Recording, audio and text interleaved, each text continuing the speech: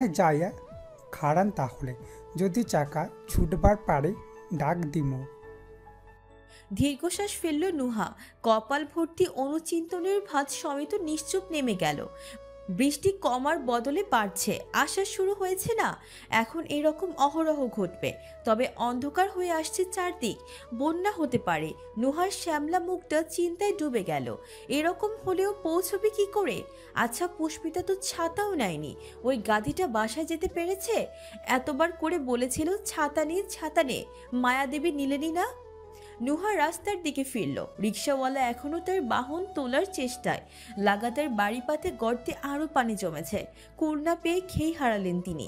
গলার গামছা দিয়ে মুখটা মুছে সেখানে দাঁড়িয়ে রইলেন। সমর্থ শরীরের সমর্থ শরীরের এক ফোঁটা জায়গা বাকি নেই সিক্ত হতে। এদের কি জ্বরও হয় না, নাকি হলেও সয় না?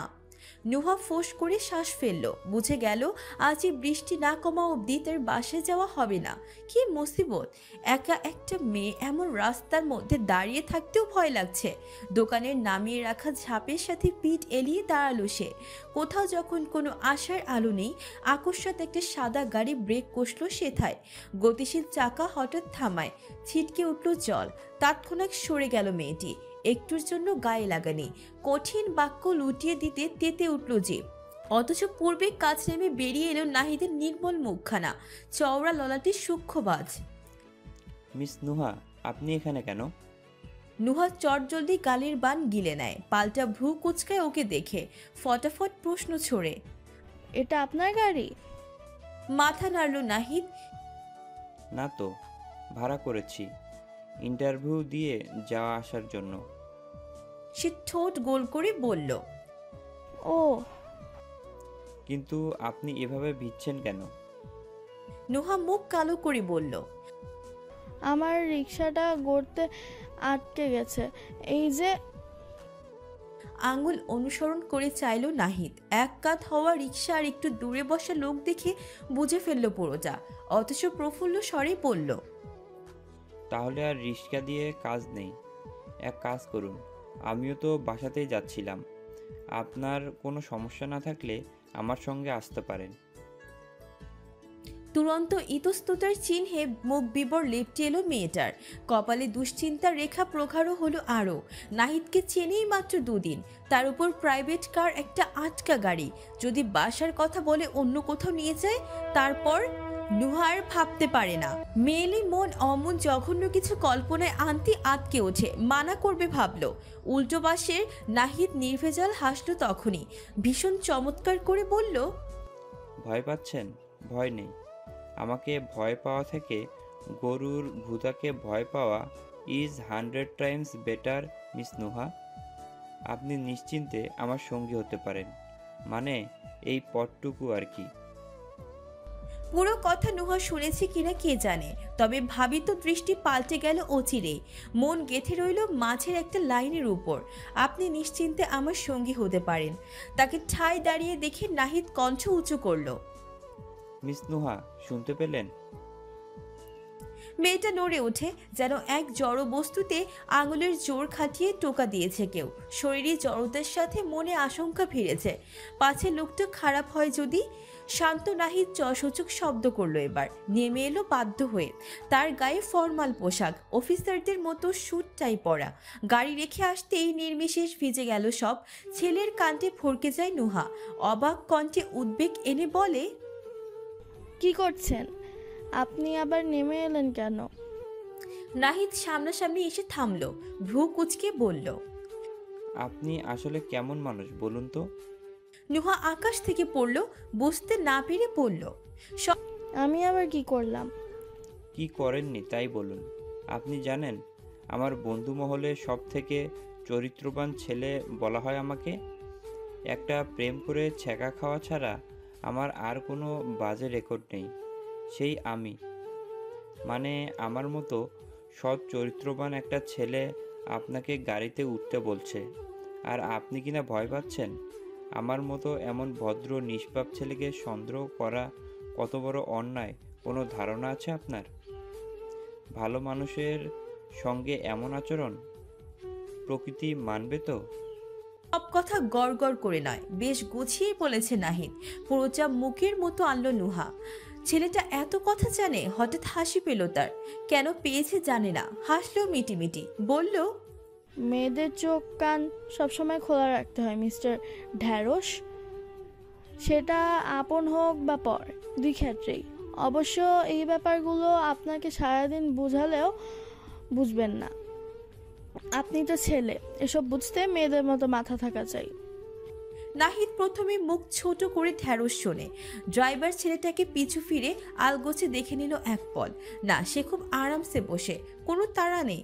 জবাব দিল বিলম্বহীন, শুনুন, আমি মেয়ে না হলেও তাদের হাবভাব বুঝি। মেয়েরা যেমন চোখ দেখে পুরুষ চেনে, আমিও চোখ দেখলেই বুঝি আমার প্রতি কার কেমন ধারণা। আর আপনার মতো সাহসী মেয়ে যে কেন এত ভাবছে কে জানে। বাসা তো খুব দূরেও নয়, আপনাকে কিডন্যাপ করে নিয়ে গেলেও তেমন লাভ হবে না। তবে এত ভিজলে মাস্ট বি জ্বর আসবে আমার। প্লিজ আর কথা না বাড়িয়ে বসুন। নুহা হা করতে গেলেই সে সতর্ক কণ্ঠে বলল, আপনি যদি এখন আমাকে আবার সন্দেহ করে নিষেধ করতে যান, বিষয়টা আমার মান সম্মানের প্রশ্ন হয়ে দাঁড়াবে। আমি কিন্তু আপনাকে সাথে না নিয়ে তাহলে কোথাও নড়ব না। এই বৃষ্টিতে এভাবেই ভিজবো। That's final. নুহা দুই ভ্রু উঁচালো। তাই ঠিক আছে, ভিজুন, আমার কোনো সমস্যা নেই। আপনি ভিজলে আমার কি? কাঠখোট্টা জবাবে ছেলেটার মুখ তিমিরে তলায়। শুভ্র ত্বক আলো খুঁয়ে শুধালো। সত্যিই যাবেন না? নুহা বড্ড শক্ত জবাব দিল। না। নাহিদের আনন্দ জুড়ে উপচে পড়ে ক্ষুণ্ণতা। নুহা হেসে ফেলল এবার, বলল, থাক, মন খারাপ করতে হবে না। আচ্ছা চলুন, যাচ্ছি। ছেলেটা খুশি হয়ে গেল। ক্ষণপূর্বের অমানিসায় ডুবো ডুবো মুখখানায় জলজল করছে এখন। আসুন আসুন বলে স্ফূর্ত পায়ে এগিয়ে চলল সামনে। পেছনে পা বাড়ালো নুহা, অথচ এক কদম হাঁটতেই স্লিপার ছিঁড়ে যায়। দুই আঙুলের ভিতরে থাকা জুতোর চিকন ফিতেটা উঠে এসেছে ওপরে। থমকালো সে, মাথায় হাত দিয়ে বলল, এই যা, ছিঁড়ে গেল। কথা শুনে ফিরে চাইল নাহিদ।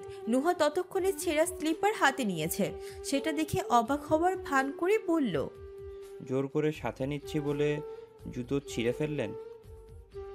সে চোখ রাঙিয়ে যায়, বলে, ও আবার কি কথা? আপনি জোর করে নিচ্ছেনই বা কোথায়?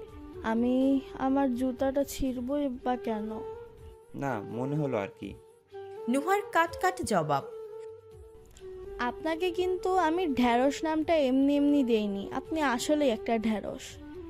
ছেলেটার তেমন কিছু এলো গেল না। এ ধরনের বিশেষণে সে যথেষ্ট অভ্যস্ত। বিগলিত হেসে কলার টানল, খুব লাজুক ভঙ্গিতে বলল। আমার বন্ধুরাও তাই বলে। নুহা নাক চোখ কুচকালো, জুতোটা দূরে ছুঁড়ে মারল পরপর। রেগে রেগে বলল, দেশের আর কিচ্ছু হবে না। এই জুতাটা এই সপ্তাহেই 280 টাকা দিয়ে কিনেছি। আর দেখুন, সামান্য একটু পানি লাগতেই এভাবে ছিঁড়ে গেল। এখন আর কোনো কিছু ভালো লাগে না। ডাস্টবিনের আবর্জনার সঙ্গে জুতোটার ভেসে যাওয়া এক ধ্যানে চেয়ে দেখল নাহিদ। হুট করে নিজের বুট জোড়া খুলে এগিয়ে দিল নুহাকে, বলল, নিন, এটা পড়ুন। মেয়েটা বিভ্রান্ত হয়, তেমনি বিভ্রম নিয়ে শুধায়, কেন? আপনার জুতা আমি পরবো কেন? এখানে ইটের ছোট ছোট খোয়া বিছানো দেখছেন না?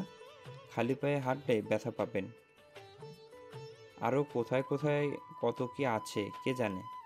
আপনি এটা পরে আসুন, বাসায় গিয়ে আমাকে ফেরত দেবেন না হয়। নুহার শব্দ বাক্য ফুরিয়ে গেল। বিস্ময়ভূতি লেপটে এলো চোখে, ঠোঁট নাড়ল শুধু। কিন্তু আপনি? নাহিদের সরল চেহারায় আত্মগরিমা। আমি তো পুরুষ মানুষ, হতে পারি সাদাসিধে, বাট ব্যথা সওয়ার অভিজ্ঞতা আছে, বুঝলেন? পরপরই আনমনে হাসল সে, বলল, এর থেকেও 1000 গুণ ভারী ব্যথা সয়ে নিচ্ছি, সেখানে এসব কোন স্যার? শেষ কথার সঙ্গে ঠিকই পড়ল এক টুকরো ভার্সিল প্রশ্বাস। বাক্যের আড়ালে যে মিথিলার প্রসঙ্গ লুকিয়ে নুহা বুঝতে বাকি নেই। কিছু বলার বা জুতার বিষয়টা নিয়ে মানা করার সময় দিল না নাহিদ। লম্বা লম্বা পা ফেলে গাড়িতে উঠে গেল। এ যাত্রায় মাথা নামিয়ে হাসল নুহা। ছেলেটা বোকা শোখা, তবে উপকারী, যত্নবান। এমন মানুষকে মিথিলা আপু ছেড়ে গেলেন কি করে? শুধু নুহা নাহিদ নয়, একই রকম সাংঘাতিক বৃষ্টির কবলে পড়েছে পুষ্পিতার তীব্র। তার উপর তীব্র জিপের ছাদ নেই। আচানক মুষলধারায় ভরকে গেছে দুজনে। কোনো রকমের রাস্তার এক সাইডে জিপ পার্ক করলো তীব্র। একটা টিনের তৈরি বন্ধ দোকানের দিকে পুষ্পিতাকে নিয়ে ছুটে গেল। পুষ্পিতা ব্যস্ত হাতে ব্যাগ হাতাচ্ছে, দেখছে বই ভিজেছে কিনা। না, ভেজেনি। তীব্র সোনালি চুল থেকে পানি ছাড়ছিল। হঠাৎ তেড়ে আসা বৃষ্টি তাকে উটকো ঝামেলা ভেবে মনে মনে অকথ্য দুটো গালি দিল সাথে। পুষ্পিতা নিজে থেকে বলল, কলেজ থেকে বের হওয়ার সময়ই বুঝেছিলাম বৃষ্টি নামবে। এত তাড়াতাড়ি নামবে বুঝিনি। আপনার গাড়ি তো ভিজে যাচ্ছে স্যার। তীব্র নিজেও একটু চিন্তায়। গাড়ি ভিজলে শুকানোর বন্দোবস্ত করা বিশাল ঝামেলা। ঢাকায় হলে চিন্তা ছিল না, কিন্তু এই মোফাসলে যেটা খুবই অসুবিধার। তার উপর কিছু একটা ভেবে পকেটে হাতায় সে। ফোন ওয়ালেট বের করে বলে, এগুলো তোমার ব্যাগে রাখো তো। পুষ্পিতা নিল, রাখলো ব্যাগে। বৃষ্টির ছাটের সঙ্গে আস্তে ধীরে বাতাসের বেগ বাড়ছিল। নৈসর্গের ঠান্ডা হিম প্রবাহের স্পর্শ। নিগড় নিস্তব্ধতার মাঝে দুজন মানব মানবী নিশ্চুপ দাঁড়িয়ে। মাথার উপর টিনের চাল, ঝমঝম করে লুটিয়ে পড়া বর্ষার সুর, কখনো ছন্দের মতো, কখনো বা সমুদ্রের ঢেউ। প্রথম দিকে গাড়ি নিয়ে বিরক্ত চিন্তিত থাকলেও হঠাৎ করে চেহারার বেশ বদলে গেল তীব্রর। ফুরফুরে হলো মন। সকাল থেকে পুষ্পিতার প্রতি জেকে বসার রাগ খুব এক লহুমায় উবে গেছে এখন। এই যে পাশে ভীত মেয়েটা দাঁড়িয়ে, দুজন একসঙ্গে বৃষ্টি দেখছে, এসব ওই সকালে একসাথে আসার থেকেও সুন্দর দৃশ্য। সে আর চোখের সম্মোহন ছেলে পুষ্পিতার পানে যায়। চোখের পর্দায় ভেসে ওঠে ভবিতব্য কিছু চাওয়া পাওয়া। এমনই এক বৃষ্টি সিক্ত সন্ধ্যায় দুজনে পাশাপাশি ভিজবে। ভীত মেয়েটা এমন চুপ থাকবে না তখন। ওই যে কলেজের বাইরে যেভাবে হেসেছিল, অমন করে হাসবে। শান্ত তরঙ্গের মতো হাসিয়ার স্নিগ্ধ পদ্মের মতো মুখটা সে সময় নিবেশন দিয়ে পরখ করবে তীব্র। বুক জোড়াবে, খেই হারাবে মুগ্ধতায়। কিছু অবাধ্য অভিলাষকে প্রশ্রয় দিবে, ঝাপটে নেবে বুকে। ঢোক গেল তীব্র। সেও পৌরুষকে কাবু করতে এদিক ওদিক তাকালো। ঘাম মুছল কপালের। তার শক্ত শরীর শিরশির করছে আজ। পুষ্পিতাকে নিয়ে কিছু অনিয়ন্ত্রিত চিন্তা ভাবনাই যার প্রধান হেতু। পরপরই মনে মনে হাসল সে। আজ অবধি যে মেয়ের হাত ধরেছে শুধু, তাকে নিয়ে কিসব ভেবে ফেলেছে। এটা যদি ওই ভীতু মেয়েটা জানতো, মাথা ঘুরে পড়ে যেত নিশ্চয়ই। তার চেয়ে থাকার মাঝে হঠাৎ তাকালো পুষ্পিতা। অমনি শশব্যস্ত দৃষ্টি সরাই সে। তড়িৎ কিছু ভাঁজ পড়ল মেয়েটার শীতললাটে। কেন যেন মনে হলো স্যার তাকিয়েছিলেন সে আগের দিনের মতোই। ও মাথা নোয়াতেই তীব্র আবার তাকায়। যখনই চোখ তোলে, ফিরিয়ে আনে মুখ। টানা কয়েকবার চলল এসব। ভীত মেয়ে ধরতে না পারায় তীব্রর পোড়া ঠোঁটের শব্দহীন ফিচেল হাসি ধারা। হঠাৎ ঝট করে তাকালো পুষ্পিতা। তৎপর মিলে গেল নজর। তীব্র থতমত খায়। ভীষণ ব্যাপৃতের ছাউনি আড়ালের প্রয়াস ব্যর্থ হলো এবার। ধরা পড়ায় মুখ বিবরে বিব্রতির ছাপ বসলো। কিন্তু আনন্দ চিবুকে ঠোঁট চেপে হাসলো পুষ্পিতা। গায়ের সাথে ওনাটা শীতের কম্বলের মতো পেঁচিয়ে নিল খানিক। তীব্র চশমার কোনা দিয়ে চাইল ফের। কপাল গোটালো দৃশ্যটায়। গলা খাকারি দিয়ে জিজ্ঞাসা করলো, তোমার কি শীত লাগছে? মাথা নাড়ল। তীব্র এক পল নিজের দিকে দেখে। পরনে কেবল চেক শার্ট একটা। আচ্ছা, সিনেমার হিরোদের মতো এটা খুলে দিয়ে দেবে ওকে? না থাক, খালি গায়ে তাকে নিশ্চয়ই হিরোর মতো লাগবে না। অমন বাজে রূপ এক্ষুনি ভীত মেয়েকে দেখানোর কোনো দরকার নেই। বৃষ্টি থামলো 10 মিনিটের মাথায়। গাড়ি ততক্ষণে ভিজে চুপে চুপে হয়েছে। উপায়হীনতা সেই ভেজা গাড়িতে বসতে হলো ওদের। তীব্র ইঞ্জিন চালু করতে যাবে, তখনই জানলায় এসে দাঁড়ালেন এক পৌরা নারী। উ আ করে থালাটা এগিয়ে দিলেন শুধু। বোঝা গেল তিনি কথা বলতে পারেন না, কিন্তু তীব্রর মেজাজ চটে যায়। শালা এই বৃষ্টিতে মানুষ নড়তে চড়তে পারে না, অথচ এরা ঠিকই ভিক্ষা করতে নিয়ে আসে। যেহেতু পুষ্পিতা পাশে, রাগ দেখানো গেল না। এই কষ্টসাধ্য ভদ্র সভ্য ইমেজটা তো ধরে রাখা প্রয়োজন। নিজেকে উধার প্রমাণের মানিব্যাগ বের করে 100 টাকা দিল সে। বৃদ্ধা নারী মাথা নাড়লেন খুশিতে। লাঠিতে ভর দিয়ে সামনে চলে গেলেন। উল্টো পাশ থেকে রিক্সা ছুটে আসছিল তখন। ওদের চোখের সামনে বৃদ্ধা ধাক্কা খেলেন তাতে।